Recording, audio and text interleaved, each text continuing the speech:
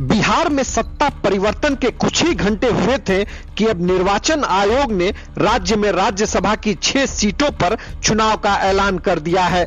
ये 6 सीट पर होने वाले चुनाव में एक बार फिर सियासी घमासान देखने को मिल सकता है। इसके साथ ही राजद के लिए नई सियासी चाल चलने का एक मौका भी है। इसके जरिए राजद एक बार फिर बिहार के नाराज मुसलमान वोटर्स को लुभाने का काम कर सकती है। दरअसल जिन 6 राज्यसभा की सीट पर चुनाव होने हैं, इसमें राष्ट्रीय जनता दल के मनोज झा और अशफाक करीम की सीट शामिल है। इसके अलावा कांग्रेस के प्रदेश अध्यक्ष अखिलेश प्रसाद सिंह की सीट है। जेडीयू के राष्ट्रीय उपाध्यक्ष वशिष्ठ नारायण सिंह और अनिल हेगड़े की सीट पर भी चुनाव होने हैं। वहीं बीजेपी के सुशील कुमार मोदी भी शामिल हैं। पिछली बार आरजेडी की मदद से अखिलेश सिंह राज्यसभा पहुंचने में कामयाब रहे थे, मगर इस बार लेफ्ट ने दावा ठोक दिया तो उनके लिए मुश्किल हो जाएगी। इस चुनाव में जेडीयू को 1 सीट का नुकसान होगा, उसकी 1 सीट घट जाएगी। इसका फायदा बीजेपी को मिलेगा, जबकि आरजेडी 2 नेताओं को राज्यसभा भेज सकती है। असली पेच कांग्रेस के प्रदेश अध्यक्ष अखिलेश प्रसाद सिंह पर फंसेगा। 2018 में राजद के बूते वो राज्यसभा गए थे। इस बार बिहार की लेफ्ट पार्टियां दीपांकर भट्टाचार्य को राज्यसभा भेजना चाहती हैं। बिना आरजेडी और बिना लेफ्ट के अखिलेश सिंह की राह आसान नहीं है। वहीं राजद की ओर से वो 2 नेता कौन होंगे जिन्हें राज्यसभा भेजा जाएगा, ये भी एक बड़ा सवाल बन गया है।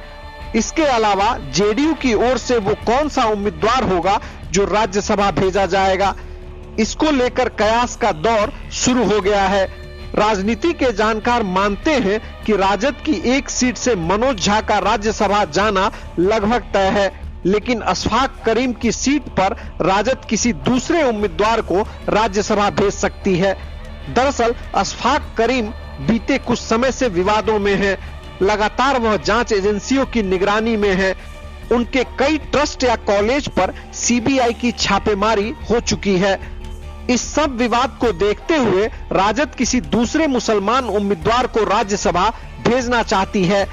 इसमें सबसे बड़ा नाम राजद के पूर्व सांसद दिवंगत मोहम्मद शहाबुद्दीन की पत्नी हेना साहब का एक बार फिर चलने लगा है। साल 2022 में भी हेना साहब के समर्थकों ने उन्हें राज्यसभा भेजे जाने की पुरजोर मांग की थी, लेकिन लालू परिवार ने उसे नजरअंदाज कर दिया। अब एक बार फिर लालू परिवार के पास राज्यसभा उम्मीदवार बदलने का मौका है। यह भी अहम है कि राजद अशफाक करीम की जगह किसी दूसरे मुसलमान उम्मीदवार को ही भेजने के पक्ष में है। वहीं हिना साहब के राज्यसभा जाने की स्थिति में सिवान में भी राजद के लिए लोकसभा चुनाव में नए रास्ते खुलेंगे और वह किसी नए उम्मीदवार पर दांव लगा सकती है। अगर हेना साहब को राज्यसभा भेजा जाता है तो ऐसी स्थिति में सिवान लोकसभा सीट से अवध बिहारी चौधरी को राजद उम्मीदवार बना सकती है। अब तक की परिस्थितियों में राजद लगातार 3 बार की शिकस्त को देखते हुए हेना साहब को लोकसभा का उम्मीदवार बनाने का जोखिम नहीं लेना चाहती है। राजद की ओर से लगातार इसके संकेत भी दिए गए। राजद के शहाबुद्दीन परिवार के साथ रवैये से सिवान के मुसलमान वोटर्स की नाराजगी भी है। लालू परिवार को सिवान समेत भोजपुर इलाके के मुसलमान वोटर्स की नाराजगी का एहसास है। यही वजह है कि चुनाव से पहले अब नरम रुख अपनाए जाने के संकेत दिए जा रहे हैं। इन तमाम परिस्थितियों में हेना साहब को राज्यसभा भेजकर राजद एक तीर से कई निशाने साध सकती है। एक तरफ राजद हेना साहब को लुभाने के लिए दांव लगा सकती है, तो दूसरी तरफ जेडीयू की ओर से भी हेना साहब को पार्टी में शामिल करने की कवायद शुरू हो गई है। दबी जुबान से ही ये खबरें चलने लगी हैं कि हेना साहब को जेडीयू में लाने के लिए पार्टी के कई कद्दावर नेता लगे हुए हैं। इनमें से एक नाम गोपालगंज के कुचायकोट के विधायक पप्पू पांडे भी हैं।